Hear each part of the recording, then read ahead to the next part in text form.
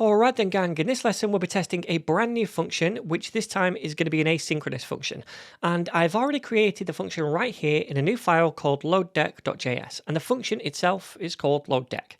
And this is an async function which mimics fetching data and resolving or rejecting a promise. So we take an ID argument in which defaults to standard, and then we return a promise which either resolves or rejects inside a set timeout. And again, this is just mimicking a data fetch which also returns a promise that either resolves with a value or rejects with an error. Anyway, inside this set timeout, we grab a deck from the deck's constant using the ID passed into the argument. And remember, by default, the ID is standard, so without passing anything in, we grab the standard deck from this constant. Once we've tried to get that deck, we make sure it exists, because if a user passes an ID for a deck which doesn't exist, then this deck won't have a value. So in that case, we reject the promise with an error message saying the deck was not found.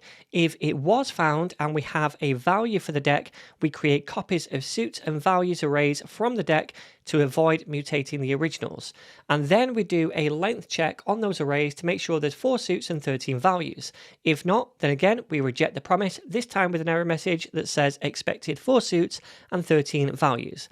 And finally, if everything's okay with the deck, we resolve the promise and return a deck object with the suits and values properties. So this function is an async one because it returns a promise, and this is the function we're going to be testing in this lesson. But before we start, I just want to say that if I was fetching data and processing it in a real application, I would most likely split that up into 2 separate functions. The fetching of the data would be in one dedicated function, which probably then we wouldn't need to make a unit test for, and we could just cover that with integration or end-to-end tests. And the data processing, which returns the correct format and values, would be in another function, which we could then thoroughly test with unit tests. However, I wanted to show you how to test asynchronous code in this course, and so I made this dummy simple example function like this to demo it. So then I've also created a new test file for the function called loaddeck.test.js, and that's inside the tests folder.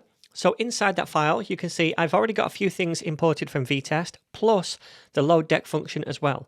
And then down here, I've set up a new test suite, and I've got some placeholder test cases ready as well, so we can just test a few different things. And now we're just going to work our way through these one at a time.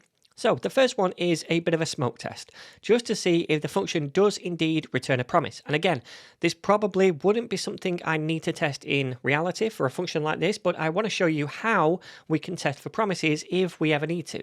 So then, the first thing we're going to do is invoke the loaddeck function, right?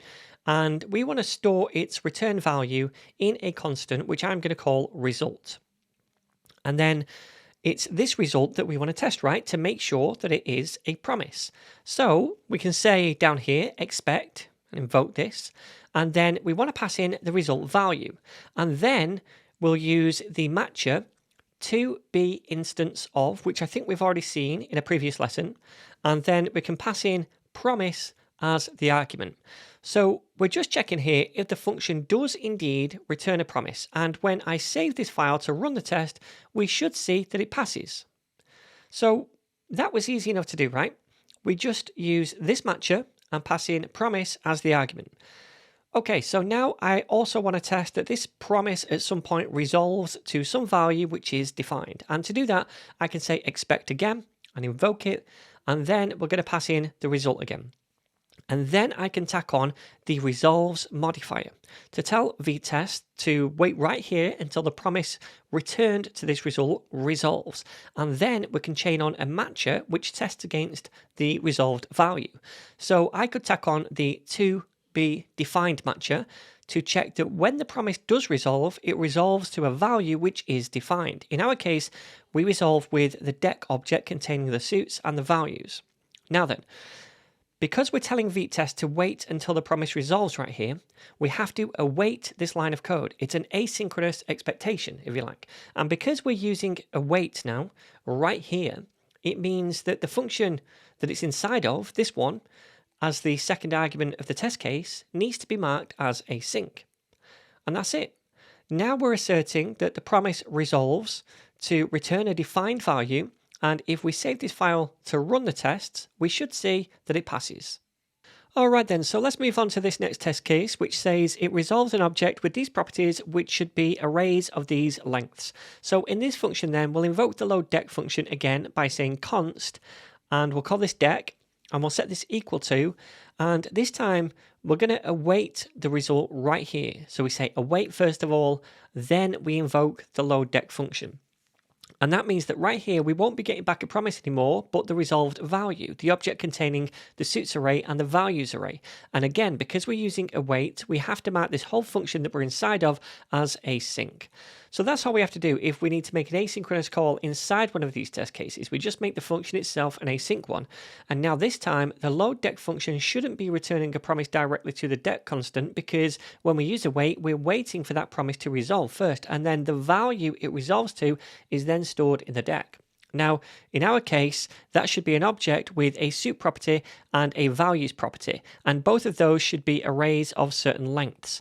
So let's make some assertions on that deck now then. First of all, I'll say expect and then pass in type of this time, and we want the type of the deck, and then I'm going to chain on the to-be matcher to say this value should be an object. Now this is a very loose test, but we will be adding more assertions to tighten this up, and actually in the next lesson we'll be looking at another way to write these kinds of tests to use something called asymmetric matches.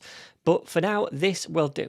Okay, so next up I want to check that the return deck has the correct properties attached to it, the suits property and the values property. To do that then we'll say expect and then pass in the deck on its own this time, followed by the toHave property matcher. And the property we want to test for is going to be the suits property, first of all. All right. Okay, so then we need to copy that assertion onto the next line so that we can also test for the values property. So we just change suits to values. So now we're checking this resolved deck value is an object and it has these two properties.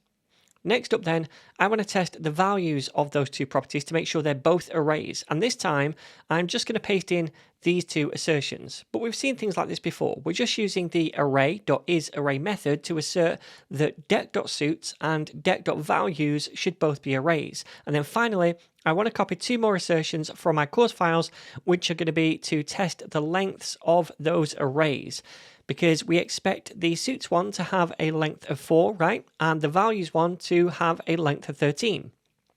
So then, I think that's all the tests we need. We've awaited the function call to get the resolved value, and we've made a few assertions about that value now.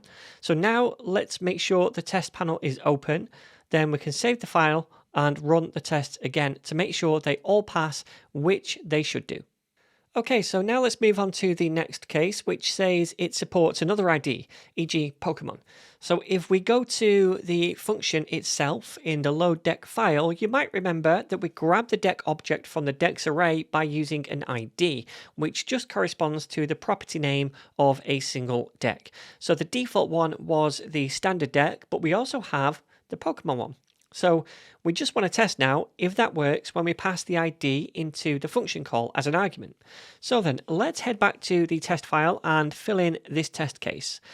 Again, the first thing we want to do is call the loadDeck function, and we want to await it to make sure we get the resolved value here, not the promise. So let's make a constant called deck again, and we set that equal to await, and then we call the loadDeck function. But this time we need to pass in the ID string, which is Pokemon.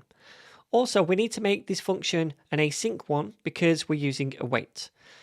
And now we should have that Pokemon themed deck stored in this constant, right? Which has the same number of suits and the same number of values. They're just differently named. So let's quickly test that by adding these two assertions that I'm going to paste in right here, which take in that deck and access the properties on it, and then test the lengths of them. The suit should be of length 4 and the value is 13. So let's save this again and make sure everything passes, which hopefully it does. Alright then, so there's one more thing I want to test now, and that is that the promise rejects with an error for any unknown IDs that we pass into it. So let's first of all make this function itself async, because we will be using await inside it. And then down here, we're going to say again, const deck is equal to loadDeck, and we'll invoke that function and pass in like a bad ID, like, I don't know, unknown ID.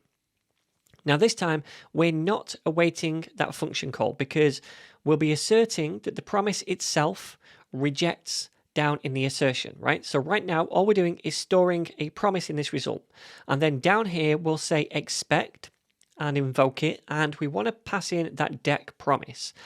Then we'll tack on the reject modifier to assert that this promise should at some point reject. And when it does, it should throw an error. So we'll tack on the toThrow matcher at the end as well. And we just want to pass in a simple regex that says, look for the words not found within the error message somewhere, which I think matches the error message from the function.